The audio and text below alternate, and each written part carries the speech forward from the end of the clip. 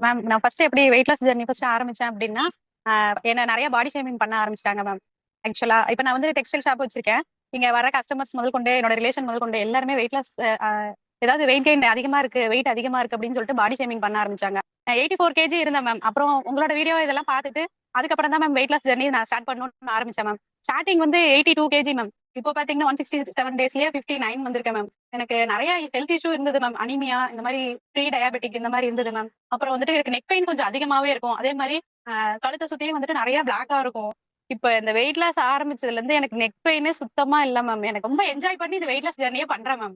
இப்ப பாக்குறதுக்கு எல்லாருமே வந்துட்டு வர்ற கஸ்டமர்லாம் எந்த சின்ன பிள்ளை மாதிரி ஆயிட்டீங்க, அவங்களோட சிஸ்டரா நீங்க அப்படின்னு என்ன கேக்குறாங்க மேம். என்ன இல்லங்க நான் தான் அவன், நான் தான் அவன், நான் தான் தங்களே வந்துட்டு எப்படி நீங்க பண்ணீங்க அப்படின்னு சொல்லி வாலண்டியரா இப்போ ஒரு 20 மெம்பர்ஸ் பக்கமா ஜாயின் பண்ணிருக்காங்க மேம். அது எனக்கு ரொம்ப ஹாப்பியா இருக்கு மேம். சொல்லவே தேவையில்ல. உங்க டிரான்ஸ்ஃபர்மேஷன் பிக்கே சொல்லுது. நீங்க துள்ளி குதிக்கிற அளவுக்கு மாறிட்டீங்க அப்படின்றது. நிஜமாலுமே எஸ் மேம். ரொம்ப பெரிய டிரான்ஸ்ஃபர்மேஷன்ங்க. உண்மையாலுமே